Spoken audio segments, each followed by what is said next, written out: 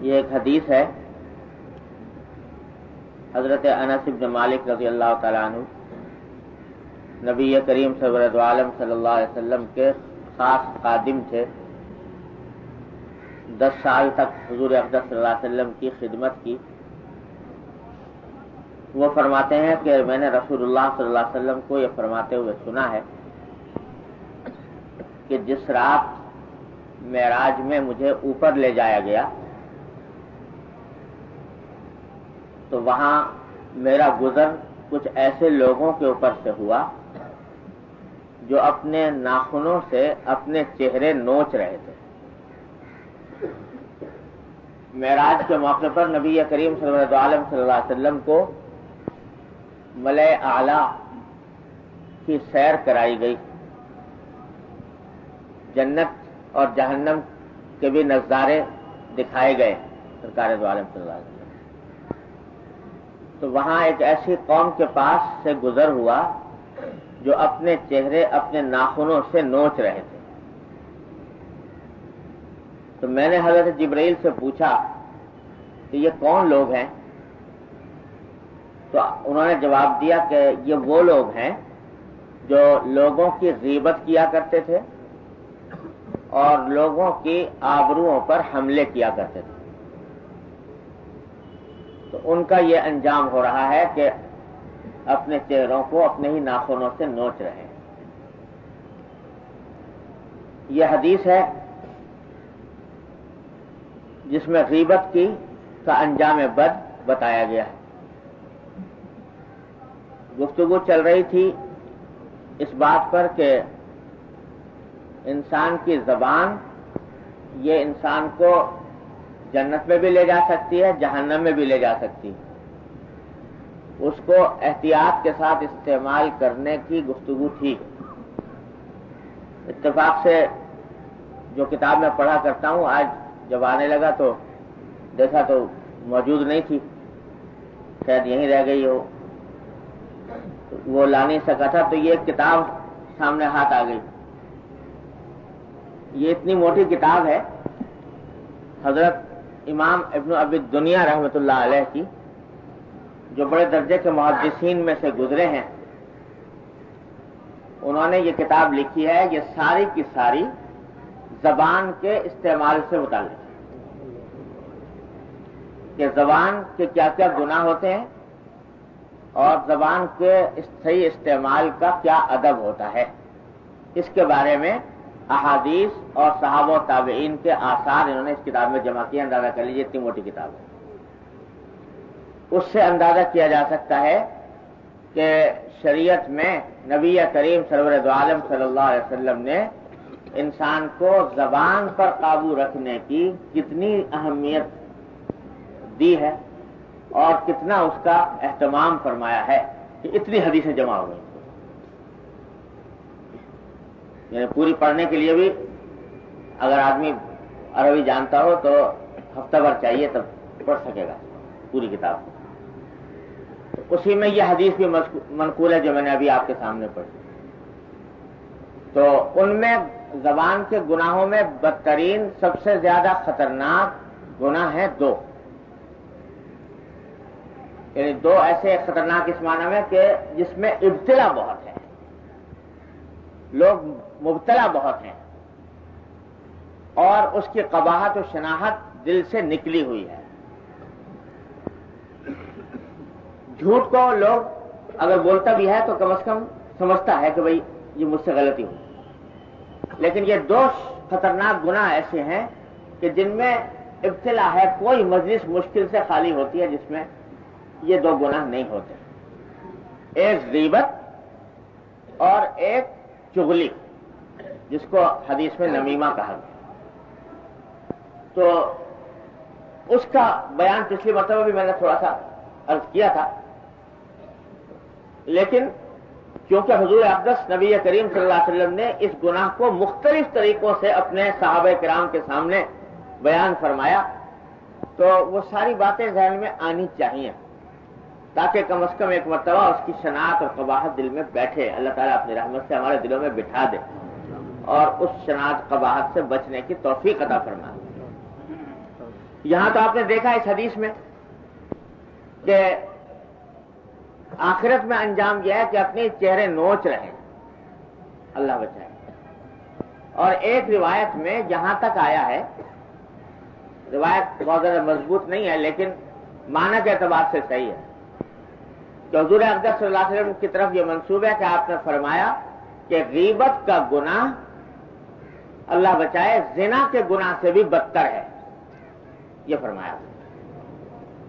اور وجہ یہ بیان فرمائی کہ اگر خدا نہ کرے کوئی شخص بدکاری میں مبتلا ہو جائے تو جب کبھی ندامت ہو، شرمندگی ہو، توبہ کر لے گا تو انشاءاللہ معاف ہو جائے گا، لیکن غیبت کا گناہ اس وقت تک معاف نہیں ہوگا جب تک کہ جس کا حق ہے، جس کی بے آبروئی کی گئی ہے، وہ معاف نہ کرے، اتنا خطرناک۔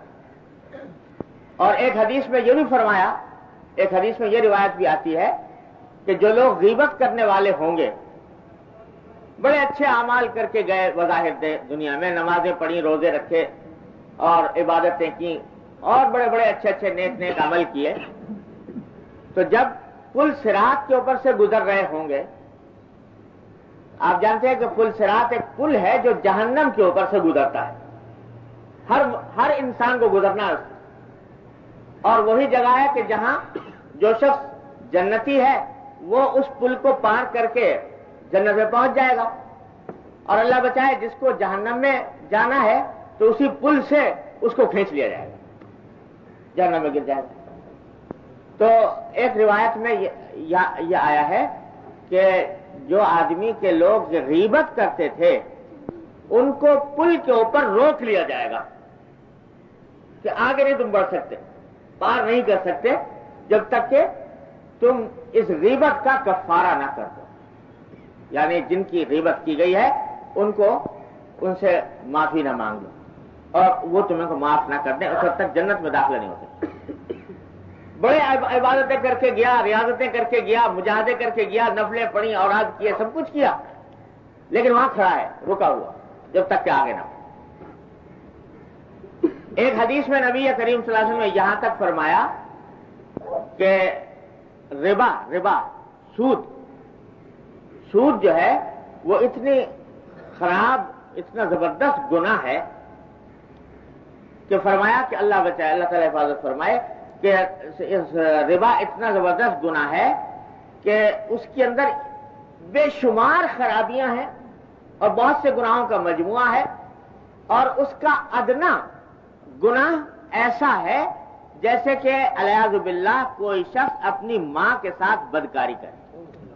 اللہ بچائے، سود کے اوپر اتنا زبردست وعید جو دنیا میں اور کسی گناہ کے اوپر ایسی وعید نہیں آئی ہوگی، تو ایسا ہے سود کا گناہ۔ پھر اس کے بعد سنیے کہ اگلا جملہ یہ فرمایا کہ اور سب سے بدترین سود خواری یہ ہے کہ کوئی شخص اپنے کسی مسلمان بھائی کی آبرو پر حملہ کرے۔ سود ماں کے ساتھ بدکاری جیسے گھناؤنے جرم کے برابر ہے، اور سب سے بدترین اس میں یہ عمل ہے کہ دوسرے کی آبرو کے اوپر حملہ کرے۔ اختصاص وعید بیان فرمائے۔ اللہ، ایک روایت میں ہے کہ دو خاتون تھیں حضور اقدس صلی اللہ علیہ وسلم کے زمانے میں،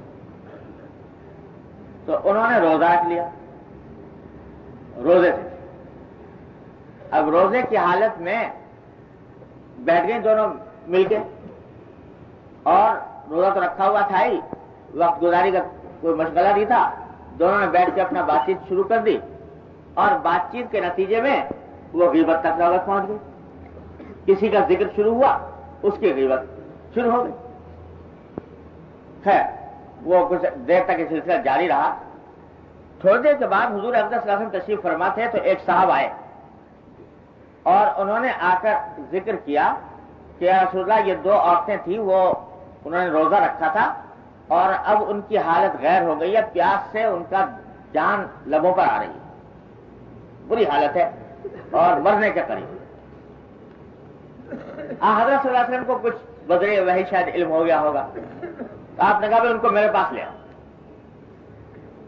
کسی طرح لایا گیا حضور اقدس صلی اللہ علیہ وسلم کی خدمت، تو دیکھا تو واقعتاً وہ پیاس سے بالکل لبے دم آئی ہوئی تھی. تو آپ نے فرمایا کہ بڑا سا پیالہ لے کے آؤ. تو پیالہ لایا گیا. تو جب پیالہ سامنے رکھا گیا تو آپ نے ایک خاتون سے کہا کہ تم اس پیالے میں قے کرو. تو اس کا منہ نیچے کر کے اس نے قے کرنی شروع کی تو اندر سے پیپ اور خون خارج ہوا. پھر دوسری خاتون سے کہا کہ تم کرو. اس نے بھی قے کی تو اس سے بھی پیپ اور خون خارج ہوا، یہاں تک کہ پیالہ اس سے بھر گیا. تو آپ نے فرمایا کہ یہ خون اور پیپ وہ ہے جو تم نے اپنے بھائی بہنوں کا خون کھایا تھا اور ان کا گوشت کھایا تھا اس روزے کی حالت میں، کہ روزے کی حالت میں جائز کھانے سے تو اجتناب کر لیا اور جو حرام کام تھا دوسرے کے بھائی کا خون پینا یا گوشت کھانا وہ چھوڑا نہیں. اس کے نتیجے میں تمہارے جسم کے اندر یہ چیزیں بھر گئی تھی جس کے نتیجے میں اس حالت کو پہنچ گئی. تو فرمایا کہ آئندہ کبھی غیبت کا ارتکاب نہ کر. یہ اس خاص موقع پر گویا اللہ تبارک و تعالیٰ نے ایک صورت مثالی دکھا دی غیبت کی کہ غیبت کا یہ انجام. اللہ، ہم لوگوں کے تو اصل میں ہو گئے ذائقے خراب اور ذوق ہی خراب ہو گیا، حس مٹ گئی. گناہ کی شناعت اور قباحت اللہ بچائے دل سے جاتی رہی. جن لوگوں کو اللہ تبارک و تعالی حصے سلیم عطا فرماتے ہیں اور ذوق سلیم عطا فرماتے ہیں وہ ان کو اللہ تعالیٰ پھر مشاہدہ بھی کرا. ایک بزرگ تھے، تابعین میں سے ہیں، ربعی ان کا نام ہے. وہ اپنا واقعہ بیان فرماتے ہیں کہ میں ایک مرتبہ ایک مجلس میں پہنچا تو دیکھا کہ لوگ بیٹھے باتیں کر رہے ہیں، میں بھی بیٹھ گیا. دیکھا باتیں کرتے کرتے تو دیکھا کہ وہ کسی کی غیبت شروع ہو گئی، کسی آدمی کی. تو مجھے برا لگا کہ بھائی دیکھو دوسرے کی غیبت کر رہے ہیں تو یہ غیبت کرنا جائز نہیں ہے. تو میں اٹھ کے وہاں سے چلا آیا، کیونکہ جب آدمی روک نہ سکے دوسرے کو غیبت کرنے سے تو کم سے کم کام یہ ہے کہ اٹھ کے چلا آیا، اس گفتگو میں شریک نہ ہو. چلا آیا. تھوڑی دیر کے بعد خیال آیا کہ اب یہ انہوں نے غیبت کا موضوع ختم ہو گیا ہوگا، تو میں دوبارہ پہنچ گیا اس مجلس میں، جا کے بیٹھ گیا. تھوڑی دیر بات ٹھیک ہوتی رہی، اس کے بعد پھر غیبت شروع ہو گئی کسی کی. اب کہ جب شروع ہوئی تو میں نے کچھ ہمت کمزور پڑ گئی، اب کہ مجھ سے اٹھا نہ گیا. اور جو بات وہ کر رہے تھے وہی بات میں پہلے سنتا رہا اور پھر نہ صرف سنتا رہا، آگے چل کر کچھ ایک دو جملے میں نے بھی کہہ دیے اسی گفتگو میں، غیبت کے کہہ دیا. جب اس مجلس سے اٹھ کے آیا گھر پہنچا تو رات کو سویا تو خواب میں دیکھا کہ ایک انتہائی سیاہ فام آدمی ہے اور وہ ایک بڑے سے تشت میں گوشت لے کے آیا میرے پاس. دیکھا تو وہ خنزیر کا گوشت ہے. تو وہ کہہ رہا ہے مجھ سے کہ کھاؤ یہ خنزیر کا گوشت. میں نے کہا بھائی میں مسلمان آدمی ہوں، میں خنزیر کا گوشت کیسے کھاؤں؟ کہا کہ نہیں کھانا پڑے گا. اور اس نے پھر لے کر گوشت کے ٹکڑے اور زبردستی میرے منہ میں ٹھوسنے شروع کیے. اب میں منع کر رہا ہوں اور وہ ٹھوستا جا رہا ہے، میں منع کر رہا ہوں وہ ٹھوستا جا رہا ہے، یہاں تک کہ میرا جو مجھے مکھلی آنے لگی، قے آنے لگی اور وہ ٹھوستا جا رہا ہے. اسی حالت میں جبکہ میں شدید اذیت کا شکار تھا کہ وہ ٹھوستا جا رہا تھا، مجھے قے آ رہی تھی، اسی حالت میں میری آنکھ کھل گئی. تو کہتے ہیں کہ جب آنکھ کھلی تو اس کے بعد کھانے بیٹھا کھانا تو وہ جو گوشت کی کا انتہائی خطرناک ذائقہ تھا خراب، وہ مجھے اپنے کھانے میں محسوس ہوا. اور فرماتے ہیں کہ 30 دن تک جو کوئی کھانا کھاتا تھا ہر کھانے میں اس خنزیر کے گوشت کی بدترین ذائقہ میرے کھانے میں شامل ہو گیا. تو اللہ تبارک و تعالیٰ نے مجھے اس کی طرف متنبہ فرمایا کہ ایک ذرا سی دیر بیٹھ کر جو میں نے بات کر لی تھی غیبت کی، اس کا ذائقہ برا ذائقہ میں 30 دن تک محسوس کرتا رہا۔ اللہ تعالیٰ حفاظت فرمائے، بڑی خطرناک بات۔ تو ہماری تو اصل میں حصے، اللہ بچائے، اس ماحول کے خرابی سے حصے خراب ہو گئے، اس واسطے پتہ نہیں چلتا گناہ کا۔ شاید پہلے بھی سنایا تھا میں نے کہ حضرت مولانا محمد یعقوب صاحب نانوتوی قدس اللہ سرہ فرماتے تھے، جو ہمارے حضرت حکیم الامت کے بڑے خاص اساتذہ میں سے تھے، وہ فرماتے تھے کہ ایک مرتبہ کسی جگہ گوشت، کسی جگہ کھانا کھا لیا تھا، اور وہ کھانا جو تھا وہ کچھ مشتبہ سا تھا، حلال حرام ہونے کا کچھ شبہ تھا، تو ایک دو نوالے اس کے کھا لیے تھے۔ تو وہ کیا کھائے؟ تو فرماتے تھے کہ مہینوں تک اس کی ظلمت قلب میں محسوس ہوتی رہی۔ کیا کہ بار بار برے برے خیالات آتے تھے، گناہ کرنے کے دائیں پیدا ہوتے تھے، گناہ کی طرف رغبت ہوتی تھی، یہ ظلمت پیدا ہوتی۔ تو گناہ کا ایک اثر یہ بھی ہے کہ انسان کے قلب میں ظلمت پیدا کرتا ہے، اور ظلمت کے نتیجے میں دوسرے گناہ کرنے کی ترغیب ہوتی ہے، اس کی طرف آدمی بڑھنے لگتا ہے، اس کا شوق پیدا ہو جاتا ہے، اللہ بچائے۔ تو ہم لوگوں کے اللہ تعالیٰ حص درست فرما دے، تو یہ گناہ سارے کے سارے یہ ایسے ہیں کہ بڑی ظلمت کی چیز ہے۔ تو بھائی اتنی خطرناک چیز ہے جس کو اللہ تعالیٰ حصے سلیم عطا فرمائے تو اس کو محسوس ہوتا ہے کہ یہ میں کیا کر رہا ہوں۔ تو غیبت کا گناہ بڑا عظیم گناہ ہے، اللہ تعالیٰ اس سے اپنی رحمت سے ہمیں محفوظ فرمائے۔ کوئی مجلس مشکل سے خالی جاتی ہے جس میں کہیں نہ کہیں یہ کام نہ ہو جاتا۔ البتہ ایک بات ذرا سمجھ لیجئے کہ تعریف تو میں نے بتا دی تھی غیبت کی، کہ غیبت وہ کام کسی کا بھی پیٹھ پیچھے ذکر کرنا اس طرح کہ جس سے اگر وہ سنے کہ میرا یہ ذکر اس طرح کیا گیا تھا تو اس کو ناگوار ہو، چاہے بات صحیح کی جا رہی ہے لیکن اس کو ناگوار، یہ ہے غیبت۔ لیکن چند مواقع اس سے مستثنا ہو کہ اس میں غیبت کی اجازت ہے۔ شریعت نے ہر چیز کی رعایت رکھی ہے، انسان کی فطرت کی بھی رعایت رکھی ہے، انسان کے جائز ضروریات کی کا بھی لحاظ رکھا ہے، لہذا غیبت سے چند چیزوں کو مستثنا کر دیا ہے کہ وہ بظاہر ہیں تو غیبت لیکن جائز ہے۔ مثلا کیا؟ سنیے، ایک تو یہ کہ آپ دیکھ رہے ہیں کسی شخص کو کہ وہ ایسا کام کر رہا ہے جس سے کسی دوسرے کو نقصان پہنچنے کا اندیشہ، اور اگر دوسرے کو نہ بتایا گیا تو وہ اس کے ہاتھوں کسی نقصان کا شکار ہو جائے۔ اس وقت میں اگر آپ جا کر اس کو بتائیں کہ بھائی ذرا اس آدمی سے ہوشیار رہنا، تو ایسا کرنا جائز۔ اور یہ بات بھی حضور اقدس نبی کریم صلی اللہ علیہ وسلم نے سکھا دی، ہر بات بیان کر کے تشریف لے گئے۔ حضرت عائشہ صدیقہ رضی اللہ تعالیٰ فرماتی ہیں کہ ایک مرتبہ میں بیٹھی ہوئی تھی حضور اقدس صلی اللہ علیہ وسلم کی خدمت میں، تو تھوڑی دیر کے بعد میں نے دیکھا کہ ایک شخص آ رہے تھے، ایک صاحب آ رہے تھے حضور کی طرف مجلس میں۔ پردہ اس وقت تک پردے کے آکام نہیں آئے ہوں گے، وہ آ رہے تھے سامنے سے، ابھی آ کر بیٹھے نہیں تھے، راستے ہی میں تھے کہ حضور اقدس صلی اللہ علیہ وسلم نے مجھ سے خطاب کر کے فرمایا کہ دیکھو یہ شخص جو آ رہا ہے نا، یہ اپنے قبیلے کا بہت برا آدمی، بیس اخو العشیرہ، یہ آدمی جو آ رہا ہے یہ بہت برا آدمی ہے اپنے قبیلے کا۔ خیر میں سمجھ کے بیٹھ گئی کہ بھائی برا آدمی ہے، ذرا ہوشیار رہنا چاہیے۔ جب وہ آ گیا تو حضرت صلی اللہ علیہ وسلم نے ان کے ساتھ بڑی نرم الفاظ میں، نرم انداز میں، جیسے کہ آپ کی عادت تھی، گفتگو فرمائی، یہاں تک کہ وہ چلا گیا۔ جب وہ چلا گیا تو حضرت عائشہ نے پوچھا رسول اللہ صلی اللہ علیہ وسلم سے کہ یا رسول اللہ، پہلے تو آپ نے مجھے بتایا کہ یہ بہت برا آدمی ہے، اور جب آپ کے پاس آ کے بیٹھ گیا تو آپ ان سے بڑی نرمی سے اور میٹھے انداز میں گفتگو کرتے رہے، یہ کیا بات ہوئی؟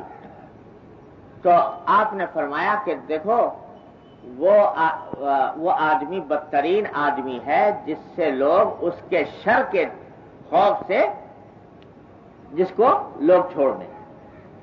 کیا مانا کہ یہ آدمی ایسا ہے کہ یہ اپنی طبیعت کے لحاظ سے اس کے اندر فساد ہے، اور اگر اس کے ساتھ معاملہ نرم نہ کیا جائے تو یہ کوئی فتنہ کھڑا کر سکتا ہے، فساد برپا کر سکتا ہے.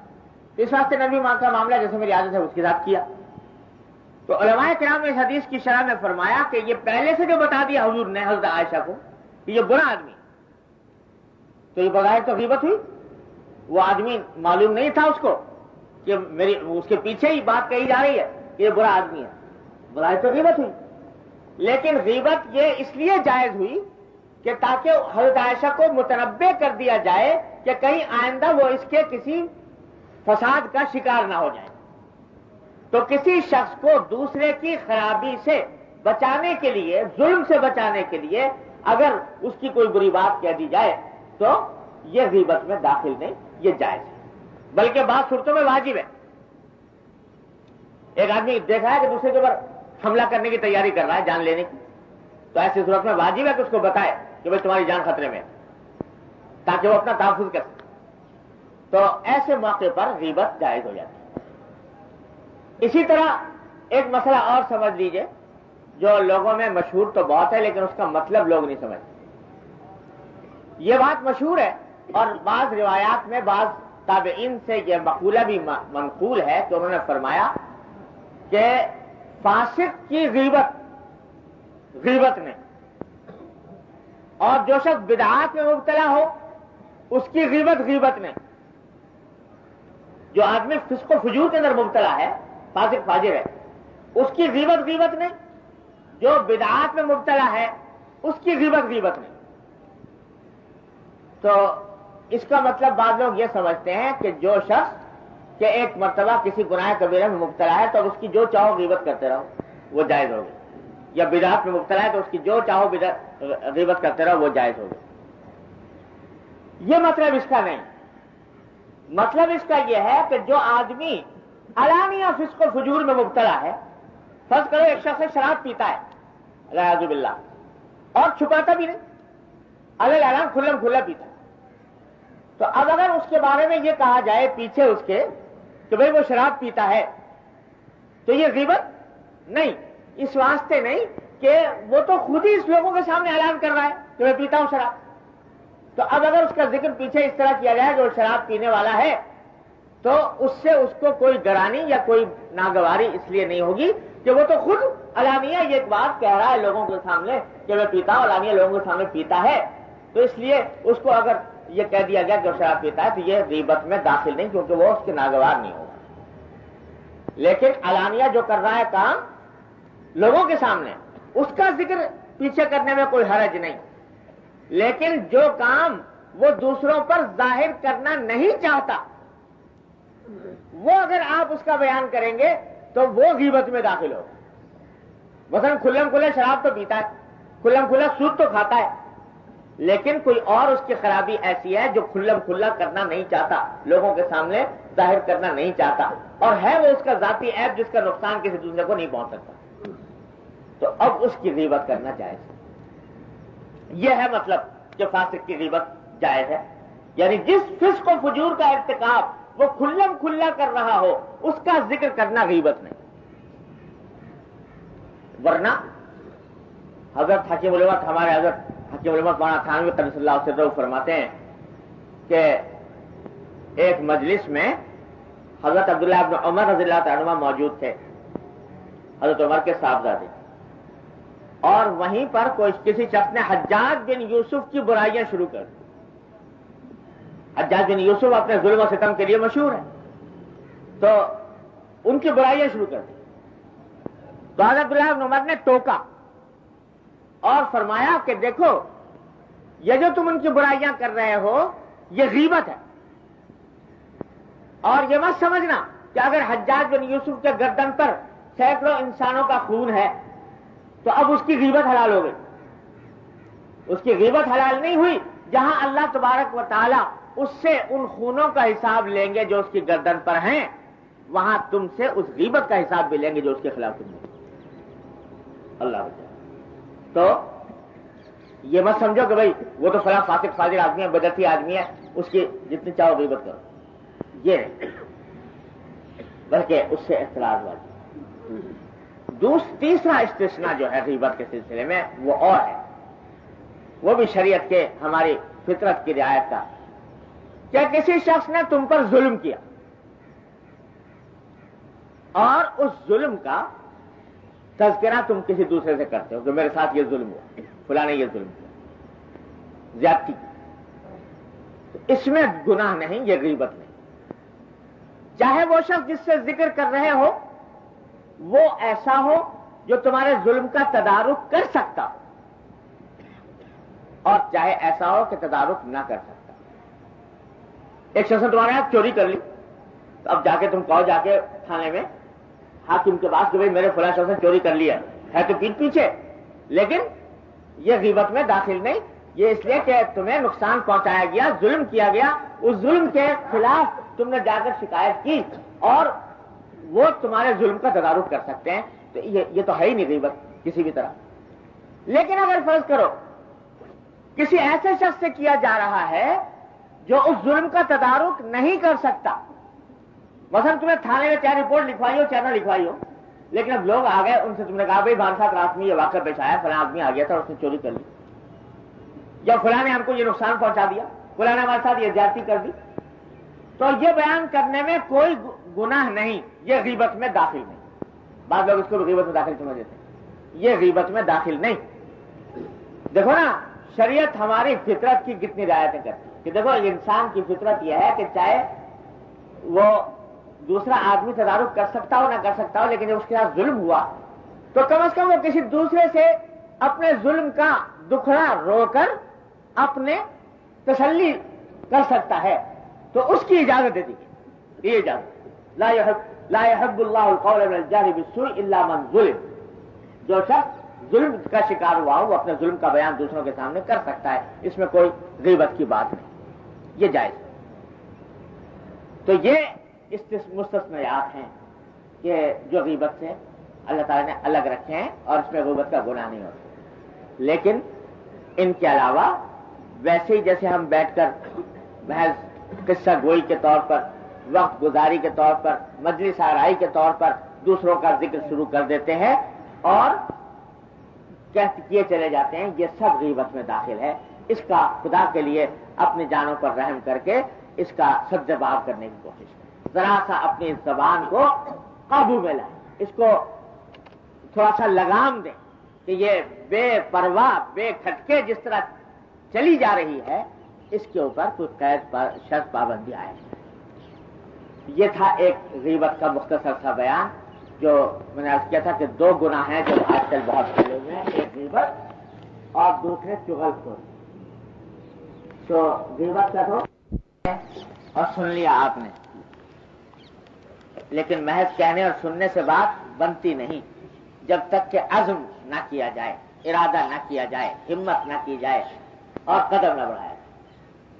قدم یہی ہے کہ عزم کر لو کہ آج کے بعد اس زبان سے کوئی غیبت کا کلمہ نہیں نکلے گا انشاءاللہ۔ اگر کبھی غلطی ہو جائے تو فوراً توبہ، اور صحیح علاج اس کا یہی ہے کہ جس کی غیبت کی گئی ہے اس کو کہہ دو بھائی میں نے تم سے غیبت کی تھی، مجھے معاف کر دو۔ بعض اللہ کے بندے کرتے ہیں یہ کام۔ ہمارے حضرت فرماتے تھے، حضرت حکیم الامت مولانا تھانوی قدس اللہ سرہ، کہ بھائی میرے پاس بعض اوقات لوگ آتے ہیں اور کہتے ہیں کہ میں نے آپ کی غیبت کی تھی، مجھے معاف کر دیجیے۔ تو فرماتے ہیں بھائی میں معاف تو کر دیتا ہوں، لیکن میں ان سے کہتا ہوں کہ معاف تو کر دوں گا، لیکن ایک شرط ہے۔ شرط یہ ہے کہ کیا غیبت کی تھی پہلے بتا دو، پہلے ایک بتا دو کیا غیبت کی تھی، تو تاکہ پتہ نہ چلے کہ میرے پیچھے کیا کہا جاتا ہے، میرے کہتی ہے تجھ کو خلق خدا غائب آنا کیا، تو اس لیے مجھے بتا دو گے تو بس معاف کر دوں گا۔ تو فرماتے کہ یہ ضرور پوچھتا ہوں، اور پھر اس کی حکمت بیان فرمائی کہ درکت اس نیت سے پوچھتا ہوں کہ ہو سکتا ہے جو بات کہی ہو صحیح ہو اور واقعی میرے اندر کوئی غلطی کوئی عیب ہو وہ میرے سامنے آ جائے، تو اللہ تعالیٰ اس کی سے بچنے کی توفیق دے دے، اس لیے پوچھ لیتا ہوں۔ تو غیبت اس وقت تک جب کبھی ہو جائے سرزد، اللہ محفوظ رکھے، تو اس کا علاج یہی ہے کہ ذرا دل پر وہ چلیں گے تو بہت آ رہے، اور بڑا مشکل کام ہے اپنی زبان سے کہنا دوسرے کے بارے میں، لیکن علاج یہی ہے، 2-4 مرتبہ اگر یہ علاج کر لیا تو انشاءاللہ آئندہ کے لیے سبق ہو جائے، آئندہ کے لیے سبق ہو جائے۔ تو یہ کرو، اور یہ کچھ بزرگوں نے ترکیبیں بھی بتائی ہیں اس سے بچنے کی، کہ بھائی مجلس کے اندر کرتے کرتے آ گئی بات نوبت غیبت کی، زبان پر آنے لگی، تو حضرت حسن بصری رحمۃ اللہ علیہ فرماتے ہیں کہ جب غیبت کا خیال دل میں آئے، دوسرے کا کوئی عیب دل میں آئے، تو اس کا علاج یہ ہے کہ فوراً اپنے عیب کی طرف اپنے عیب کا استحضار۔ کوئی انسان ایسا نہیں جو عیب سے خالی ہو، تو اپنے کسی عیب کا استحضار کر لو کہ میاں اس کی میں عیب کیا بیان کروں، میرے اندر یہ فلاں ہے، یہ کر اس کا استحضار، اور اس عذاب کا دھیان کرو جو حدیث میں نے ابھی آپ کو سنائی ہے، اس کا دھیان کریں کہ دیکھو ایک کلمہ زبان سے نکال دوں گا لیکن اس کا انجام کتنا برا ہے، اس کا خیال کریں۔ اور سب سے بڑی بات یہ ہے کہ عزم کرنے کے ساتھ ساتھ اللہ تبارک و تعالیٰ سے دعا مانگیں کہ یا اللہ اس بلا سے نجات عطا فرما۔ جب کبھی آنے لگے کوئی تذکرہ، فوراً چند لمحے کے لیے اللہ تبارک و تعالیٰ سے رجوع کر لیا، اللہ یہ آ رہا ہے کہیں مبتلا نہ ہو جاؤں، مجھے بچا لیجیے گا، فوراً اللہ تعالیٰ کی طرف رجوع کر۔ اور کبھی اگر ہو جائے تو اس کے بعد اس سے معافی مانگ۔ بعض روایات میں یہ بھی آیا ہے، ہیں تو ضعیف روایتیں لیکن معنی کے اعتبار سے صحیح ہیں، کہ اگر کسی کی غیبت ہو گئی ہے تو اس کا کفارہ یہ ہے کہ اس کے لیے بہت دعا کرو، استغفار کرو۔ کیونکہ اب مثلا فرض کرو کہ آج تنبہ ہوا کہ بھائی واقعی ہم اب تو بڑے سخت غلطی میں مبتلا رہے، پتہ نہیں کن کن لوگوں کی غیبتیں ہو گئیں، اب آئندہ کے لیے انشاءاللہ نہیں کریں گے، لیکن اب پچھلے کو کہاں کہاں یاد کریں، کن کن کی غیبت کی گئی تھی، کس کس سے معافی مانگے، کہاں کہاں جائیں۔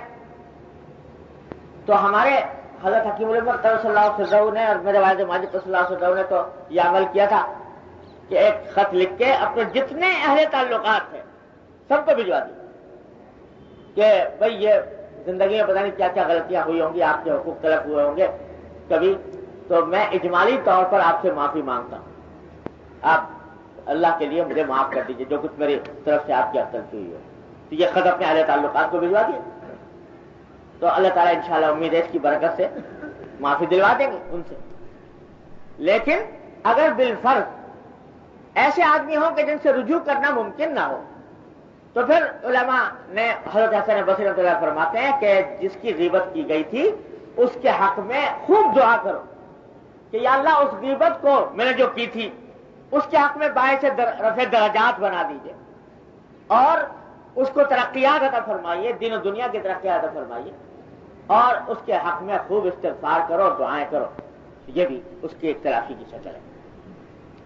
تو اس کا اگر اہتمام ہم لوگ کر لیں، بھائی اب تک جتنا کچھ ہوا تو اپنے اہل تعلقات کو کچھ اس میں بتاؤ، ہیٹی ہوتی ہے اگر یہ خط لکھ کے بھیج دیا جائے سب کے پاس کہ بھائی میں آپ حضرات کی سے تعلقات اتنی مدت سے رہے ہیں، تو مجھے اگر کبھی مجھ سے غلطی ہوئی ہو، آپ کا کوئی حق تلف ہوا ہو زبان سے، ہاتھ سے، جانی مالی، تو میں آپ سے معافی مانگتا ہوں۔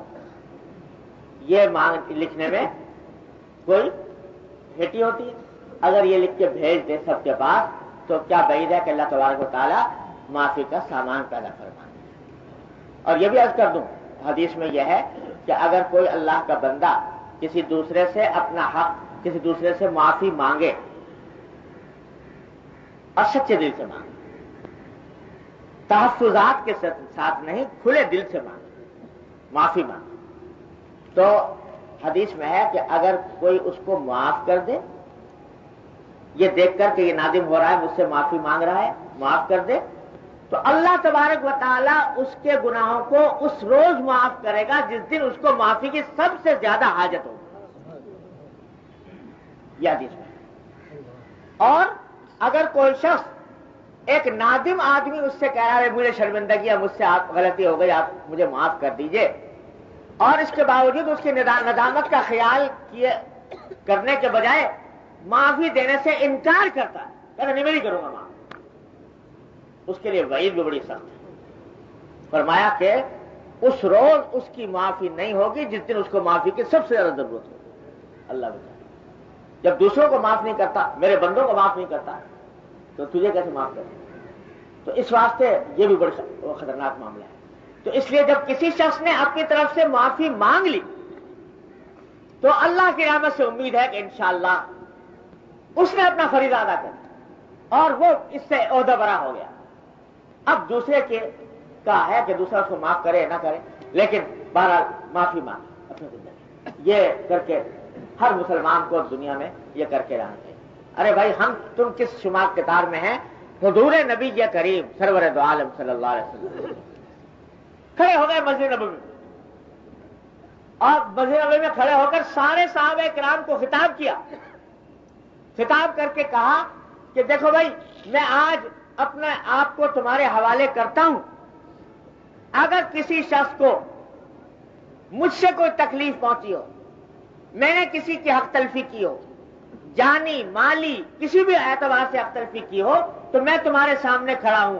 اگر بدلہ لینا چاہتے ہو بدلہ لے لو، اور اگر مجھے معاف کرنا چاہتے ہو تو معاف کر دو. لیکن میں آج تمہیں اپنے آپ کے سامنے پیش کر رہا ہوں تاکہ قیامت کے دن تمہارا کوئی حق میرے اوپر باقی نہ رہے. بتائیے، سرکار دو عالم صلی اللہ علیہ وسلم، محسن اعظم اور وہ پیشوائے اعظم صحابہ کرام کے جن کی ایک سانس کے بدلے نہ جانے کتنی جانیں نچھاور کرنے کے لیے وہ تیار تھے، لیکن آپ پیش کریں بھائی میں حاضر ہوں. اگر کسی کو میں نے مارا ہو، کسی کو تکلیف پہنچائی ہو، میں مجھ سے بدلہ لے لوں. صحابہ کرام کے سامنے ہم تم کس شمار کے تار میں؟ اور روایات میں آتا ہے کہ ہوا بھی یہ کہ جب سب صحابہ کرام بیٹھے ہوئے تھے، آپ نے یہ اعلان فرمایا تو ایک صحابی کھڑے ہو گئے، اور کھڑے ہو کر انہوں نے کہا کہ یا رسول اللہ، آپ نے ایک مرتبہ میری کمر پہ مارا تھا تو میں بدلہ لینا تھا. اب بتائیے، ایک شاگرد ہے وہ کہہ رہا ہے کہ میں بدلہ لینا چاہتا ہوں، تو حضرت نے کسی ناگواری کا اظہار نہیں فرمایا کہ آ جاؤ لے لو بدلہ. وہ پیچھے آ جاؤ، میرے کمر کے پیچھے آ گئے تو کہا کہ یا رسول اللہ، آپ نے جب مارا تھا تو میری کمر ننگی تھی، اور اس وقت آپ کے کمر پہ کپڑا ہے تو بدلہ تو پورا نہیں ہوگا. تو آپ نے فرمایا کہ اچھا میں بعد میں چادر اٹھا دیتا ہوں. چادر اوڑے ہوئے تھے، چادر اٹھا دیتا ہوں. چادر اٹھائی سرکار دو عالم صلی اللہ علیہ وسلم نے، تو یہاں پشت کے اوپر مہر نبوت تھی. تو صحابی نے جا کر اس مہر نبوت کو چوم لیا اور کہا کہ یا رسول اللہ، یہ جو میں گستاخی کی در حقیقت میرا اصل میں چاہتا یہ تھا کہ اس مہر نبوت کو بوسہ لینے کا موقع مل جائے، اس کے لیے میں نے یہ گستاخی کی تھی، مجھے معاف فرمائیے. تو اس طرح سرکار دو عالم صلی اللہ علیہ وسلم نے اپنے آپ کو پیش کیا. تو بھائی ہم تم کس شمار کے دار میں ہیں؟ اگر ایک یہ خط لکھ کے بھیج دیں اپنے اہل تعلقات کے پاس تو کیا اس میں کیا بگڑتا ہے؟ شاید اللہ تبارک و تعالی اپنی رحمت سے اس کے ذریعے ہمارے گناہوں کو معاف فرما دے اور اتباع سنت کی اتباع کی نیت کر لیں. اتباع سنت کی برکت سے اللہ تبارک و تعالی ہمارا بیڑا پار کر دے. تو بھائی ایک تو یہ غیبت کی بات تھی. دوسرا گناہ جو اسی سے ملتا جلتا ہے اور اتنا ہی سنگین ہے بلکہ اس سے زیادہ سنگین ہے غیبت سے، وہ ہے چغلی، جس کو اردو میں چغلی کہتے ہیں. یہ ترجمہ ہے عربی میں نمیمہ، عربی لفظ اس کے لیے ہوتا ہے نمیمہ.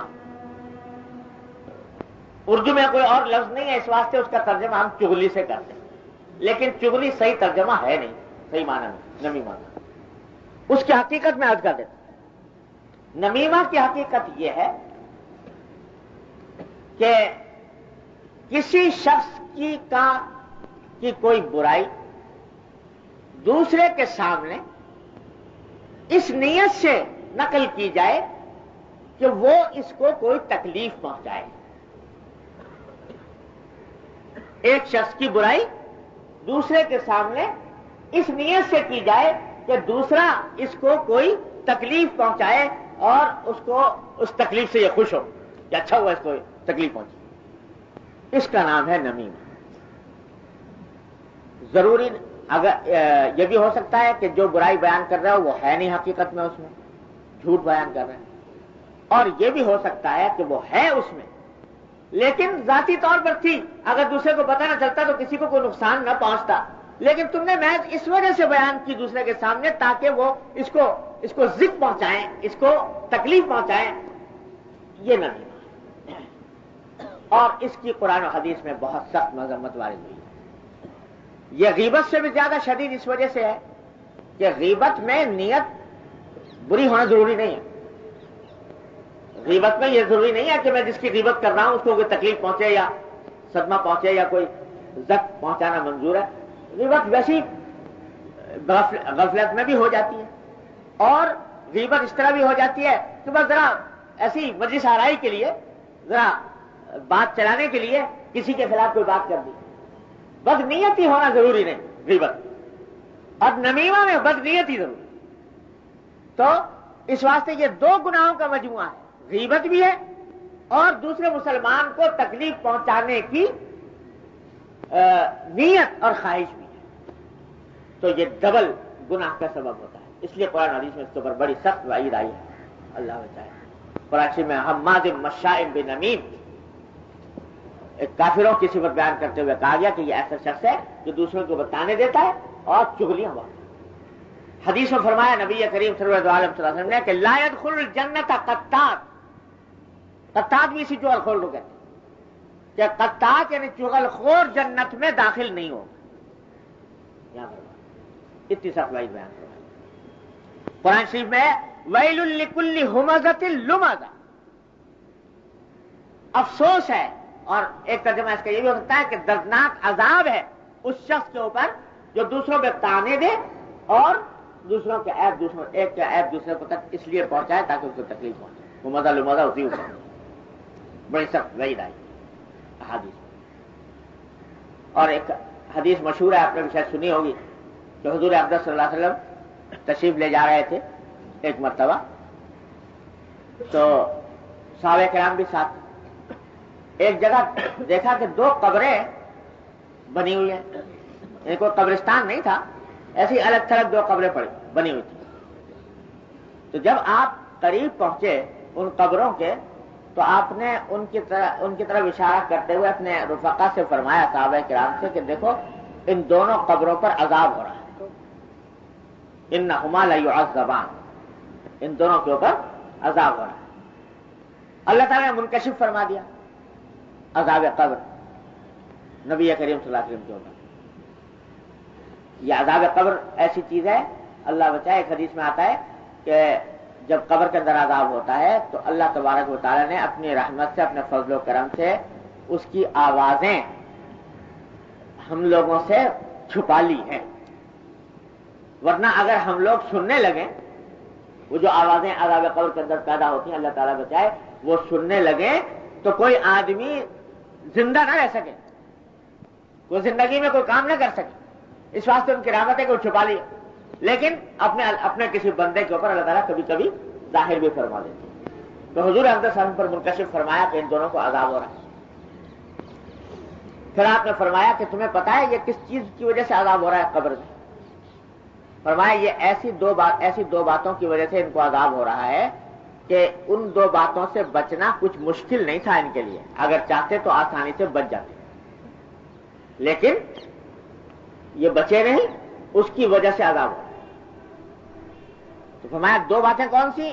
فرمایا ایک بات تو یہ کہ ایک صاحب جو ہے ان میں سے وہ پیشاب کی چھینٹوں سے پرہیز نہیں کرتے، پیشاب کی چھینٹوں سے احتیاط نہیں کرتے تھے، پیشاب کر رہے ایسی جگہ پر شروع کر دیا کہ چھینٹیں آ گئی جسم کے اوپر یا کپڑوں کے اوپر یا کسی اور کی آ گئی۔ خاص طور سے اس زمانے میں اہل عرب جو ہیں یہ بکریاں اور اونٹ چرانے کا بہت رواج تھا، تو بکریاں اور اونٹ بہت چرایا کرتے تھے، اور ہر وقت ان کے ساتھ اٹھنا بیٹھنا، ان کو لے کے جانا، ان کی دیکھ بھال، اس میں کپڑوں کے اوپر اکثر چھینٹیں پڑ جایا کرتی تھی۔ تو آپ نے فرمایا کہ اس سے احتیاط نہیں رہی، اس کی وجہ سے عذاب ہو رہا ہے۔ یہ بھی بڑی فکر کی بات ہے۔ ہمارے ہاں اسلام میں الحمدللہ اللہ تعالیٰ نے ہمیں طہارت کے تمام آداب بہت تفصیل کے ساتھ سکھائے کس طرح طہارت کرنی چاہیے۔ آج مغربی تہذیب کے زیر اثر ظاہری صفائی ستھرائی کا تو بڑا اہتمام، لیکن طہارت شرعیہ کے احکام کی طرف دھیان نہیں. ایسے طریقے سے بنائے جاتے ہیں بیت الخلا وغیرہ کہ اس میں چھینٹوں سے احتیاط نہیں ہوتی. تو یہ وعید اتنی زبردست ہے جو حضور اقدس صلی اللہ علیہ وسلم نے بیان فرمائی. اور ایک حدیث میں فرمایا نبی کریم صلی اللہ علیہ وسلم کہ استنزہوا من البول فإن عامۃ عذاب القبر منہ. پیشاب سے بچو اس واسطے کہ اکثر عذاب قبر پیشاب کی وجہ سے ہوتا ہے. پیشاب کا جسم پر لگ جانا، کپڑوں پر لگ جانا، اس کی چھینٹوں کا لگ جانا، یہ ان وجوہ سے ہوتا ہے عذاب قبر.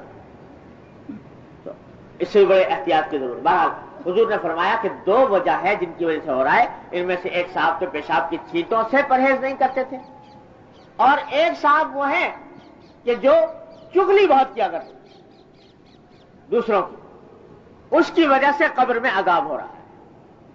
تو قبر کے عذاب کا سبب قرار دیا حضور نبی کریم صلی اللہ علیہ وسلم نے چغلی کو. تو بھائی یہ عمل بھی غیبت سے زیادہ سنگین ہے کہ بدنیتی سے کسی کی دوسروں کو برائی بیان کرنا تاکہ دوسرا اس کو کوئی تکلیف پہنچائے. اور امام غزالی رحمۃ اللہ علیہ فرماتے ہیں احیاء العلوم میں کہ نمیمہ ہی میں یہ بات بھی داخل ہے کہ دوسرے کا کوئی راز فاش کر دینا، یہ بھی چغلی کا ایک حصہ ہے. کہ ایک بات ہے جو دوسرا آدمی نہیں چاہتا کہ میری یہ بات کسی اور کے اوپر ظاہر ہو، اچھی ہو یا بری ہو، اس سے بحث نہیں. فرض کرو ایک آدمی ہے وہ اپنی دولت چھپانا چاہتا ہے، فرض کرو مالدار آدمی ہے، وہ نہیں چاہتا کہ میرا معلوم ہو کہ میرے پاس کتنی دولت ہے. اب آپ نے کسی طرح کہیں سے سن کے لے کر پتہ لگا لیا اور لوگوں سے کہتے پھرتے ہیں بڑا مالدار آدمی ہے، اس کے بعد اتنی دولت. اب یہ جو اس کا راز آپ نے افشا کیا، یہ بھی نمیمہ میں داخل ہے، یہ چغلی کے اندر داخل ہے اور حرام ہے. کسی شخص نے کوئی اپنا ارادہ کر رکھا ہے اپنے گھریلو معاملات کے اندر، کوئی اس نے پلان بنایا ہوا ہے، کوئی منصوبہ بنایا ہوا ہے، آپ نے کسی طریقے سے پتہ لگا کر اور دوسروں کے سامنے بیان کرنا شروع کر دیا. کسی بھی قسم کا راز ہو کسی کا، وہ دوسرے پر افشا کرنا اس کی اجازت کے بغیر، یہ بھی نمیمہ میں داخل. یہاں تک کہ حدیث میں فرمایا نبی کریم صلی اللہ علیہ وسلم نے المجالس بالامانہ، مجلسوں کے اندر جو بات کی جاتی ہے وہ بھی امانت ہے.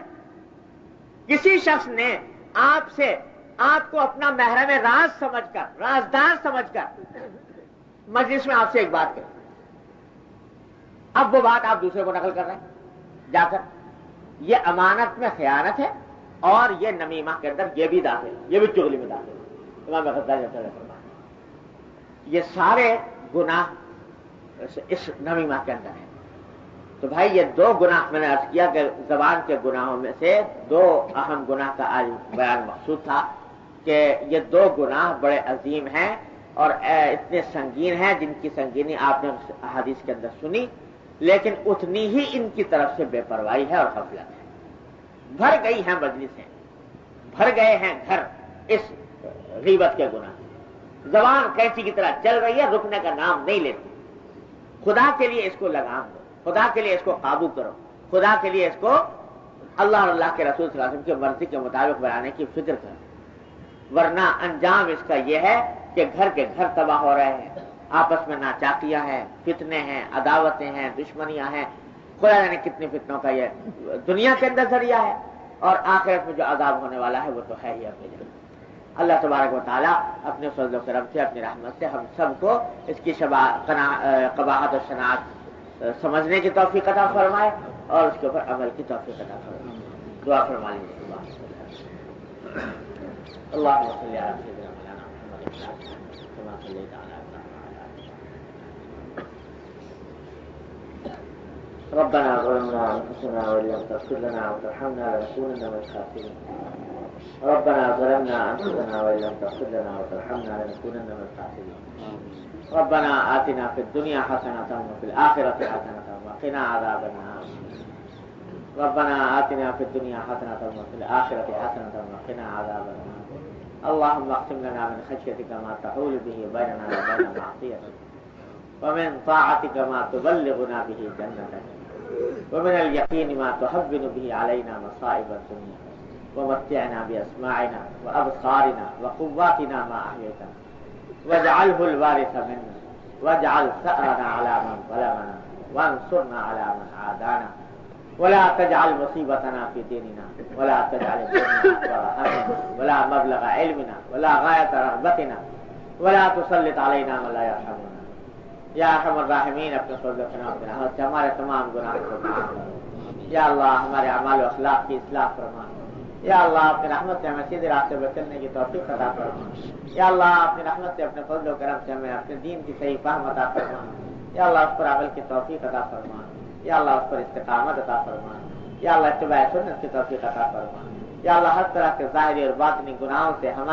ہمارے گھر والوں کی متعلقین احباب کی سب کی حفاظت فرما یا اللہ ہر طرح کے شر اور فتنے سے اور فساد سے حفاظت فرما ہر طرح کے حادثات اور سانحات سے حفاظت فرما یا اللہ زمانے کی خراب ہواؤں سے ہماری حفاظت فرما یا ارحم الراحمین اپنے فضل و کرم سے نفس اور شیطان کے مقابلے کے لیے قوت عطا فرما یا اللہ ہمارے ہم بے ہمت ہے ہمت عطا فرما بے حوصلہ ہے حوصلہ عطا فرما یا اللہ ہمارے عزم میں قوت عطا فرما یا ارحم الراحمین اپنے فضل و کرم اپنی رحمت سے تمام حاضرین اور حاضرات کو ان کے تمام جائز مقاصد میں کامیابی عطا فرما یا اللہ سب کی پریشانیوں کو دور فرما سب کی مشکلات کو آسان فرما اللهم انا نسألك من خير ما سألك من عبدك ونبيك محمد صلى الله عليه وسلم ونعوذ بك من شر ما استعاذ من عبدك ونبيك محمد صلى الله عليه وسلم ربنا تقبل منا انك انت السميع العليم وتب علينا انك انت التواب الرحيم وصلى الله تعالى على خير خلقه محمد واله وصحبه اجمعين امين برحمتك.